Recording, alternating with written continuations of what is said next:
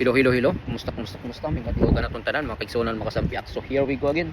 Buhay Amerika Duterte loyalist, magaingon nga. Kung adunay nahidugmo tungod sa tumang kakapoy o kaluya, ang imong mga pulong may magadasig kanyo sa pagtindog. So mga kasampiak, kung saan man kayo sa mundo, sanay na sa mabuti kayong kalagayan at ang iyong buong pamilya, mabuhay po tayong lahat. God bless po. Time check, it is now 7:25 in the morning. Ano na po? 2nd of January 2025 dito sa Brooklyn, New York. So hindi na po mapipigilan. 2025 na po. So ano bang pwede natin pag-uusapan mga kasampiak? Pero before anything else, kayo inanyayahan ko na magsampiak man lang nitong muntikong channel.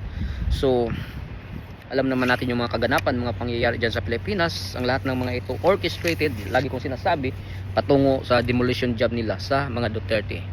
Kasi alam naman natin na ayaw talaga ng mga makakalaban ngayon. Kung ayaw nyo sa mga Duterte is either magnanakaw kayo, corrupt, addict kayo, or talaga yung insecurities nyo sa mga Duterte.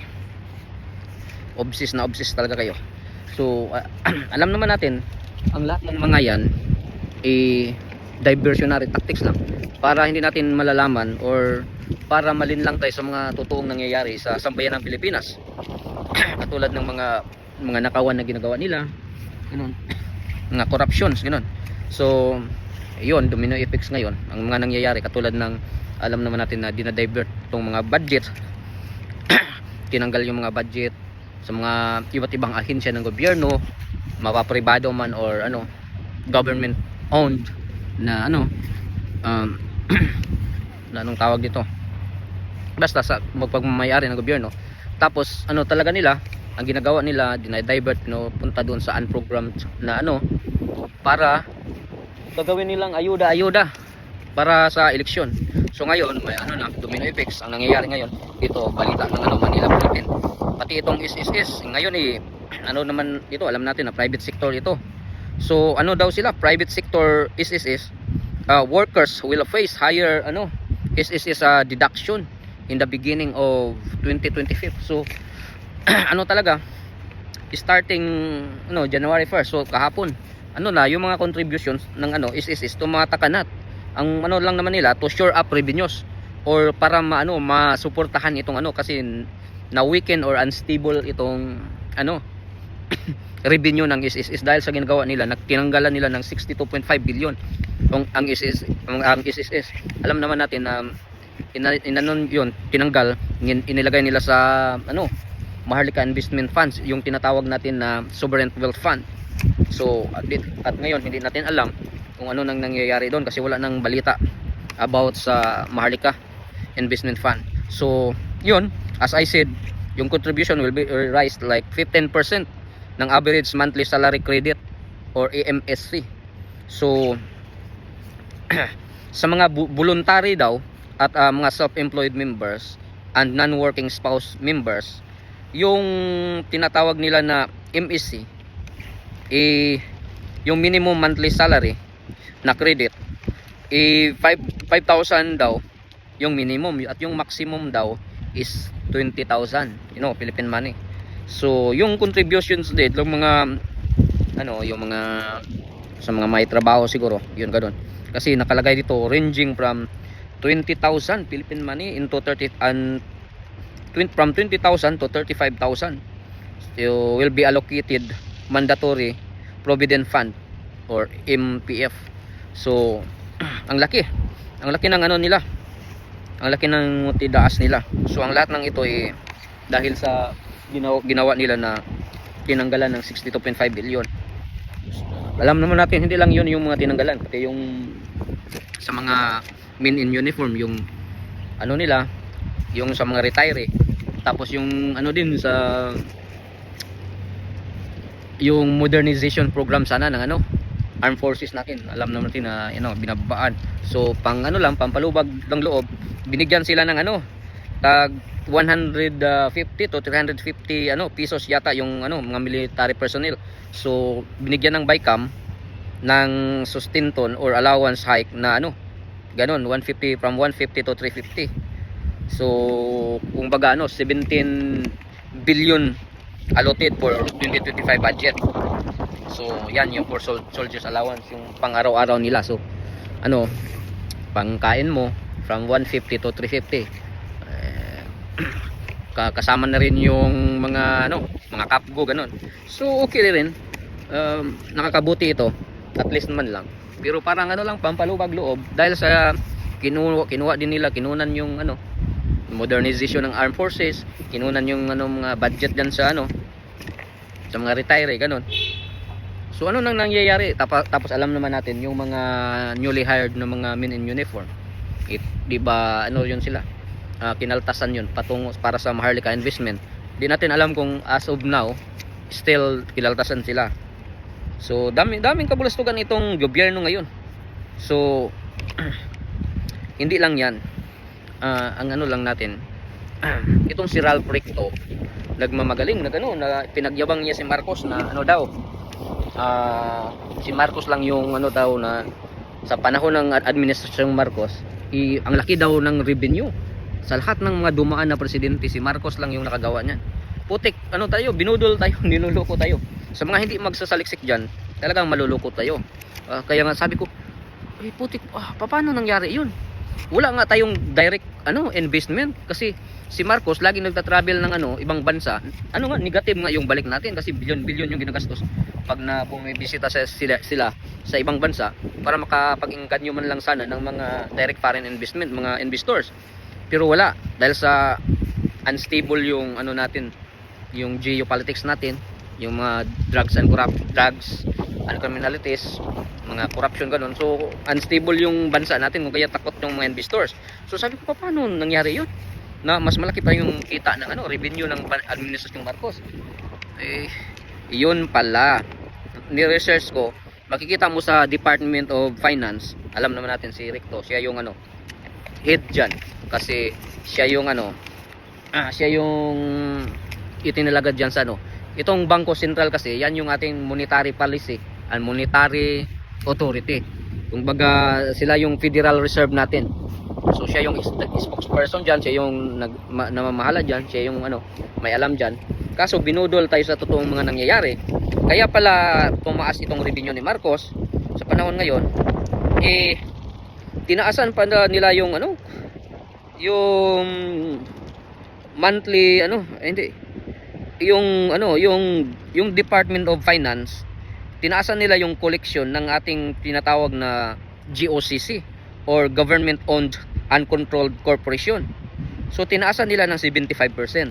So from 50% to 75%. So it means na tumaas ng last year yon, tumaas ng 25%. So kung kaya ganun, ano ba yung halimbawa natin ng mga GOCC or government owned natin or controlled corporation, katulad ng mga SSS, mga small business corporation, katulad ng Clark International Airport Corporation, ganun.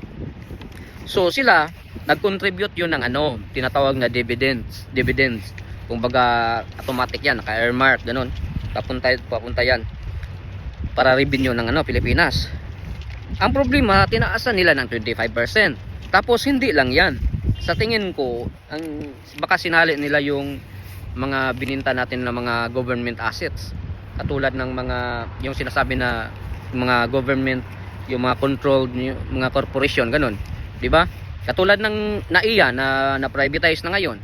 So yan, 30 billion man yan. So sa tingin ko sinali nila yon. Tapos yung nagbinta tayo ng gold, yung ginto na ilang tons of gold yon, 'di ba? Mga 129 billion ba yung noon, if I'm not mistaken. So marami tayong mga ari-arian, yung mga government assets natin na bininta na ngayon, na privatize na. Sa panahon ni Gloria Arroyo, maraming na privatize tulad ng PNOC, Philippine man yan dati, National Oil Company, tapos iba na yung ngayon. Kung baga marami tayong mga bininta ngayon na government assets. So siguro diyan nila inano nila yon, sinali. So ang problema diyan, kumita sila ngayon kasi dahil bininta. Pero hindi naman talaga masasabing kita yan kasi bininta mo yan. So pang lang yan, pang ngayon, sa ngayon lang yan. Paano yung sa mga futuristic na kita talaga dyan, yung income na makukuha mo annually. So wala na. So hindi mo masasabing kita yan. Dapat tayo sana ang gobyerno natin bibili ng mga assets. Ngayon ang trabaho ng gobyerno ngayon para ma-maintain nila yung tinatawag na non-tax, para hindi taas daw yung mga tax daw, mabigatan o mabigyan ng burden nitong mga tao, itong mga taxpayers. So yung ginagawa nila, itinaasan nila yung bininta nila yung mga assets natin. So ang problema niyan, itong bansa natin ang mamumulubin ito, yung the nearby future. Yan yung problema. Kung baga klarong-klaro yung pambubudol ni Ralph Recto. So hindi talaga maganda ito. Sabi nila mataas yung revenue ngayon. Pero pag i-research mo talaga, makikita mo sa Department of Finance website nila, makikita mo yung mga nila. Kasi alam naman natin itong Federal Reserve, sila yan, may nagbabalita yan ng mga katulad dito sa US, every tawag niyan, basta nagbabalita sila. So makikita mo doon sa website nila yung mga ginagawa nila. Unang-una, yung tinaasan yung collection, dividend collection na naka-earmark ng mga GOCC, yung mga government owned and controlled corporation. Tapos for sure, yung mga bininta ng mga government assets at saka yung bininta na gold, inipon-ipon na nila yon. Pero hindi talaga yon masasabi nating revenue. Bininta mo yung assets at saan na yung pira ngayon, yun yung malaking tanong. So alam naman natin, malaki ang kinuha nila para saan program, para sa election preparation election ng senatorial ngayon 2025. So alam naman natin kasi gusto talaga nila na may purso, may push talaga nila yung yung impeachment ni Inday Sara. Kasi gusto na talaga ni Tambaloslos na makaupo, kating-kating na yung puwet niya. Gusto na niya kung baga wala, kung kaya itong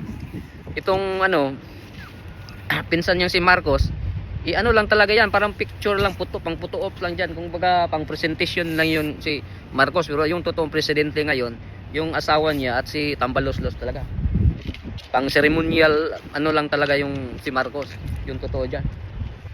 So anyway mga kasampyak, huwag kayong magpabudol talaga next siguraduhin natin na sa senatorial election yung ngayon 2025, ilalagay natin yung mga totoo talaga dyan.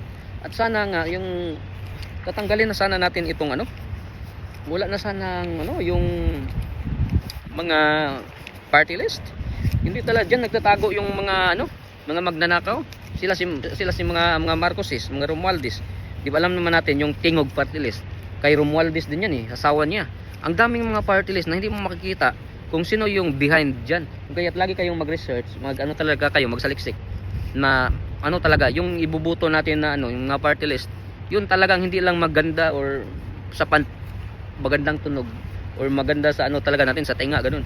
Titingnan natin sino yung behind ng kasi ang daming iba dyan na sila dyan nagtatago, katulad ng mga NPA, mga Brusas, mga Raul, mga Paduano, Alex Bungkayaw Brigade. Tingnan mo, kunaibans ngayon yung gobyerno natin sa mga makakaliwa. So sa tingin ko, katapusan na talaga ng administrasyong Marcos ngayon.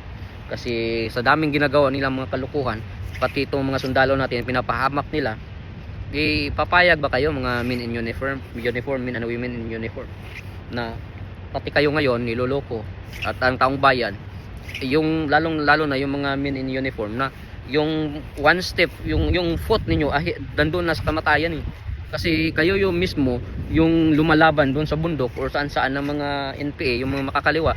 Ngayon gusto na naman papalakasin ngayon. At ngayon ito pang may gana pa si Brosas, hindi si Castro. Sabi lagi niya para may post talaga itong impeachment ni Sara. Wala. Takot talaga kayo dan makabalik na mga Duterte. Lalo na yung si Tatay Digong yung magiging isa sa mga head ng council ni Inday Sara sa impeachment trial.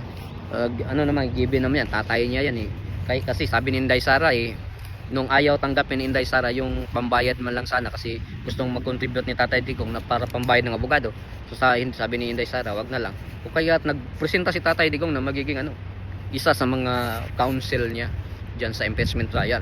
So sabi ni Castro, baka lang daw parang starstruck lang yung mga baka mag-standing ovation lang yung mga diyan. Hindi, sabihin niyo lang natakot talaga kayo. Ang lakas ng arrive ni Tatay Digong at saka diyan talaga kayo talaga kayo diyan natin makikita. Mas maganda nga pag may tuloy ito kasi trial of the century para malalaman talaga natin yung katotohanan at may pamukha sa taong bayan na kayo talaga yung impeachment trial nyo para sa pansariling interest nyo lang. Yan yung totoo dyan. So anyway mga kasampi, ang hirap magsalita kasi ang lamig. Okay lang pag naglalakad ka, maano lang. Pero pag ano ka lang, ang lamig. Dito ko laging magja-jogging pag umaga, na ganitong oras. Ngayon, tayo inuubo-ubo, maraming sakit-sakit. Dito ko laging nagja-jogging, mga 45 minutes, 45 to 48 minutes, na 20 rounds kadalasan. Tapos may gym doon sa kabila. Pag gusto mong mag-basketball, meron din dito. Meron din doon. Kaya ang ganda dito. Tapos eskwelahan naman doon sa likod. So anyway mga kasampiak, maraming salamat po sa ating lahat. God bless po. Lagi tayong magdarasal sa Poong May Kapal, nagabayan tayo. Kasi itong bansa natin patungo na sa kapahamakan sa mga ginagawa ng mga magnanakaw na politiko. Kung kaya't pag hindi tayo magsasalita, hindi natin labanan itong mga ganito, mapunta tayo sa we will we will just pass, we will live once in this world. So gagawin natin yung lahat para in the incoming next generation man lang sana mabigyan ng justice yung pagpapabaril ni Rizal, na yung sinabi niya yung the youth is the hope of modern nation or motherland, ganun. So paano pa maging pag-asa itong mga youth kung makikita natin sa Tuadcom yung mga new crocodiles dyan, yung mga reptiles, sila mismo nakurap na yung murang isip nila. So anyway mga kasampiak, maraming salamat po. God bless.